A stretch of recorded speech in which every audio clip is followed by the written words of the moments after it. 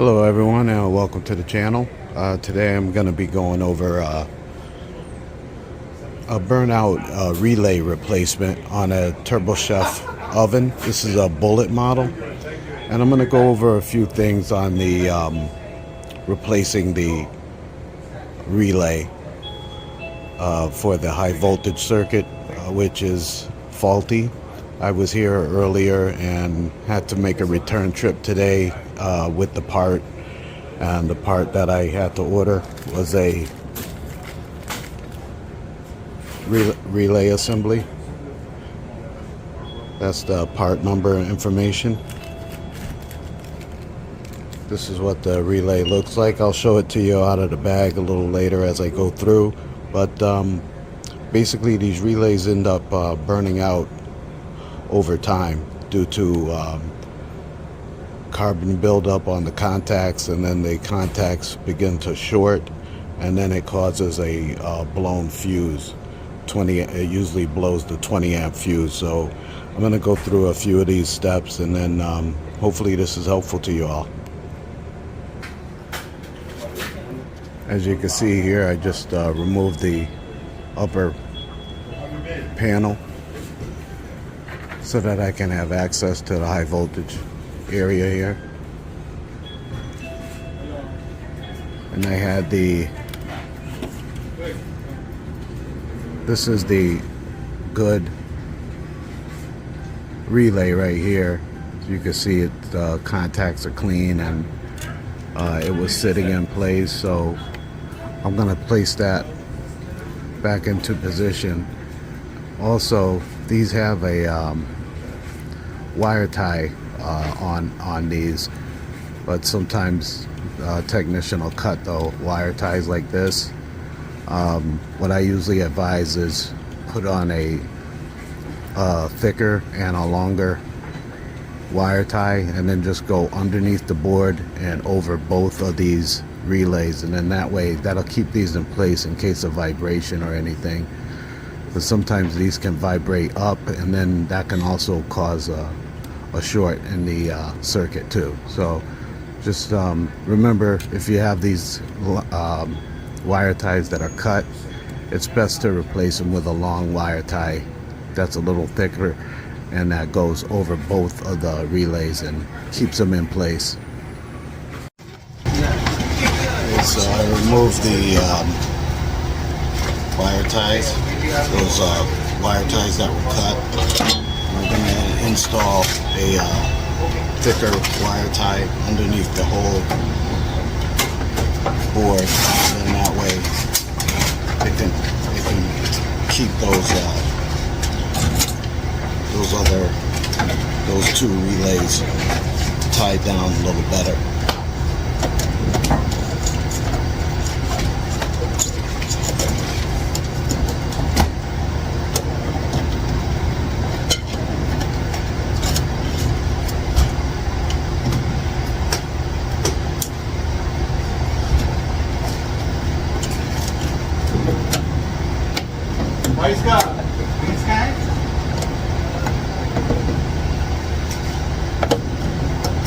I'll show you in a minute.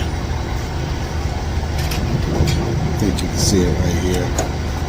So the relays are going to go in. They're going to go in place.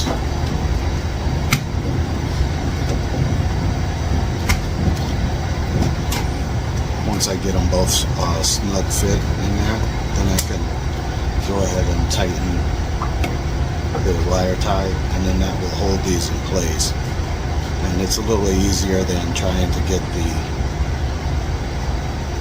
thin wire tie through each of the holes. You just go around the whole board and then tighten down your wire tie. Then you should be all clear as far as having the relay secured in there, just to make sure there's no movement. Very little movement.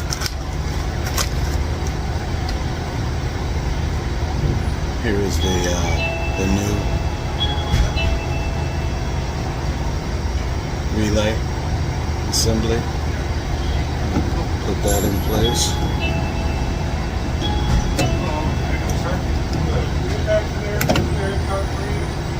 just to make a quick check.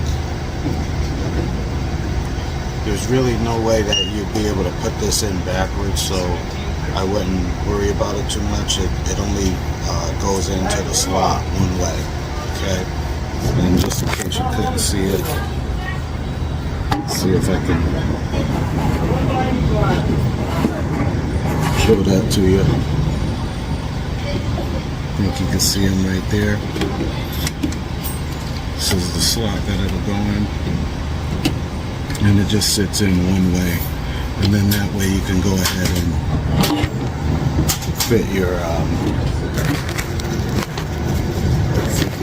wire tie, or tighten your wire tie down like so. You don't have to go real tight because you don't want it to pull one end out and then shorten, cause a short or something. So just snug where they're not gonna move around in there. Like very little space for those to move around.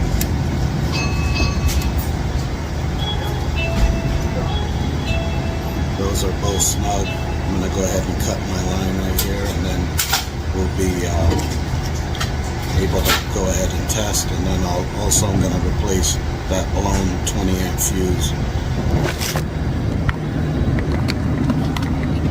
which is right down here.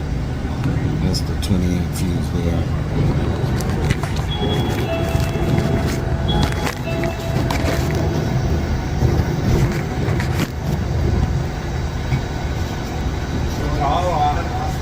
I'm going to go ahead and cut my end off of the wire tie.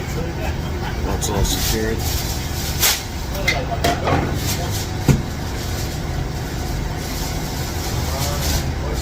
I'm going to replace this fuse, the blown 20 amp fuse.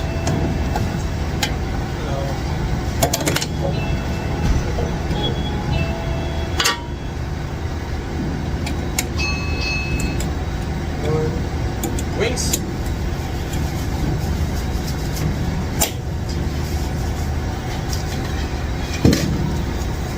I'm just going to go over and make sure all of the wires are connected and there aren't no loose terminals. Then we'll test everything and test the amp draw.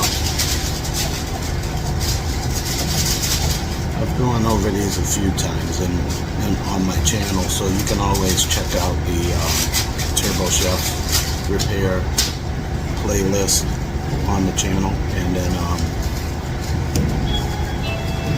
have all kinds of TurboChef repairs on there.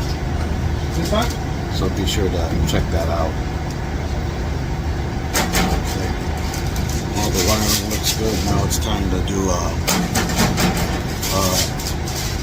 test on the fuse and a test on the high volt system, high volt circuit. We're going to test that out, make sure we're getting around between 14 to 17 amps on the amp draw, and then we'll go ahead and cook a few things just to test it out.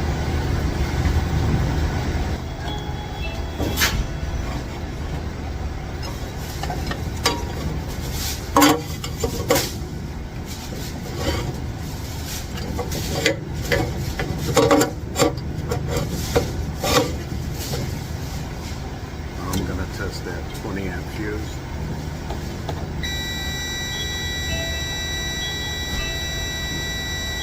We have good continuity there. 10 amp fuse, we have good continuity. And then there's one last 10 amp fuse. And that has good continuity as well. So we'll go ahead and plug it up and see if we can get some amp draw readings.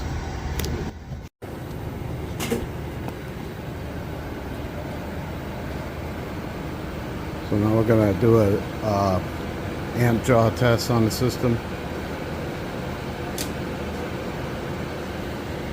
Press and hold the magnetron button and then we're getting 17.9 amp draw. I usually do about 2 to 3 of these tests.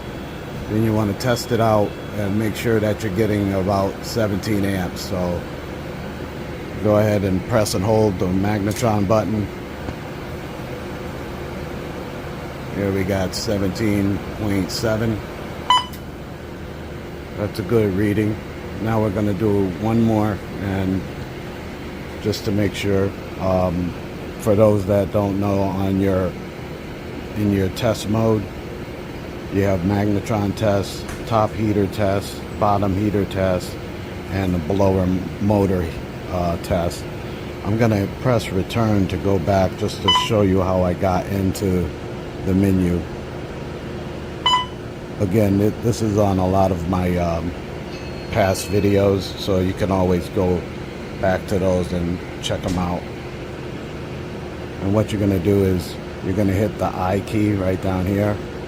Press the I key, go over to login, and then for your login password, you're going to hit 9428, enter. And then you can go over here to the drop down menu and hit service, and you'll have your fault log, your counter timers, your test mode, and restart controller. You're usually not going to use that restart unless advised by like tech support or something like that, but you can go ahead and press the test mode so we can go in. And then what you'll do is go ahead and test your magnetron, making sure that you have your amp clamp around the amp wire. Yeah. This red wire here, it like loops. It loops with itself, and it will be able to read the amp draw across that high volt system. So we're going to go ahead and get that started, and we'll see what we get. There, press and hold that magnetron button. We got 17.7 once again, and I'm pretty comfortable with that, as the fuse that's on there is a 20 amp fuse, so that 17 is a good reading within range for the machine. So now I'm going to go ahead and return to the home screen, close out the menu, press menu on, and then this will allow the system to go into warming up, and then it's going to heat up to 500 degrees, and then it's going to do a cook-in cycle, which lasts about 7 to 8 minutes. And then once we get the cook-in cycle done, then I'll go ahead and let the staff cook some product just to make sure it doesn't go into another error code.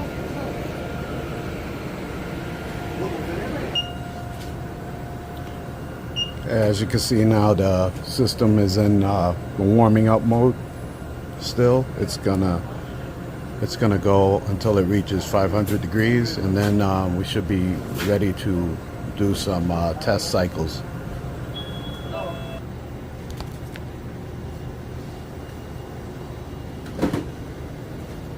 I have the unit in a cook cycle. It's cooking the 5 spicy wings right now.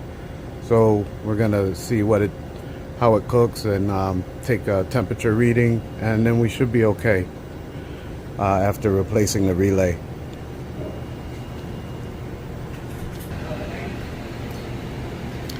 Now, as you can see, the product has cooked. I'm gonna go in with my thermometer. We got some good readings there. Oh, I'm sorry, 207. Very good readings. So I am fairly very comfortable with those readings. So we're gonna go on from there just to check inside here.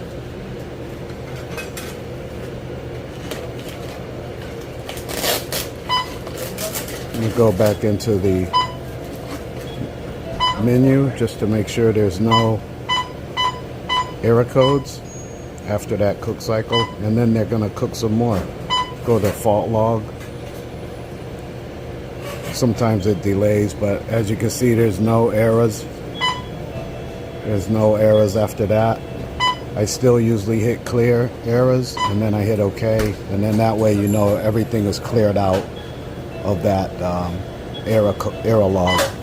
Then we can return back to the main page, allow it to finish warming up, and then we'll be ready to cook again. Okay, so the oven is back up and running. Everything's operational and checks out fine. The amp draw is good.